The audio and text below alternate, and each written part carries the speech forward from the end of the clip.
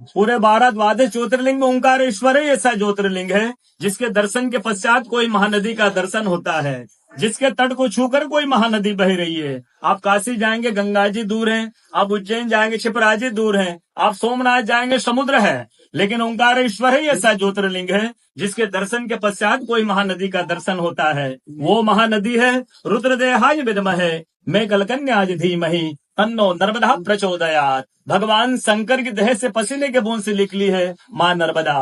भारतवर्ष में जितनी नदियां हैं सब उत्तर दक्षिण दक्षिण उत्तर की ओर बहती है, लेकिन माँ नर्मदा उदय से अस्सी की ओर बहती है, पूर्व से पश्चिम की ओर बहती है। भारतवर्ष में जितनी नदियां हैं उसमें नर्मदा ही नदी ऐसी है जिनके जितने कंकर हैं सब शंकर है। नर्मदा पुराण में ये भी कहा गया है कि नर्मदा जल के स्पर्श होने से जो शिवलिंग निकलता है उसको डायरेक्ट ले जाके पूजा कीजिए, उनको प्रतिष्ठा की आवश्यकता नहीं है। नर्मदा जल स्पर्श होने से वो स्वयं प्रतिष्ठित हो जाते हैं। अयोध्या में राम लला जी की जब स्थापना की गई थी तो नर्मदा का 2.5 फीट का नर्मदा का शिवलिंग राम जी के साथ अयोध्या में स्थापित किया गया था। और कहा गया है कि रेवा तटे तपम कुर्यात् मोक्षदायिनी गंगा। कलयुग में आपको तप करना है, नर्मदा किनारे जाइए, और मोक्ष करना है तो गंगा किनारे जाइए। रेवा तटे तपम कुर्यात् मोक्षदायिनी गंगा।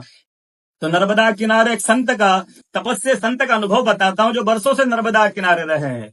जब वो देखते हैं सुबह 3 से 4 बजे ब्रह्म मुहूर्त में एक कोई माई आती है, नर्मदा स्नान करके लौट जाती है। संतों को जिज्ञासा हुई कि मैं वर्षों से इस माँ को देख रहा हूँ, नर्मदा स्नान करके लौट जाती है। संत ने कहा कि कल मैं माँ से पूछूंगा, स्नान करके लौटेगी। वो माई सुबह 3 से 4 बजे ब्रह्म मुहूर्त में स्नान करके लौट रही थी। संत ने देखा माई स्नान करके लौट रही है। संत दौड़ते गए, माँ को साष्टांग दंडवत प्रणाम करके पूछा है माँ मैं वर्षों से आपको देख रहा हूँ, अब नर्मदा स्नान करके लौट जाती है, माँ अपना परिचय दीजिए।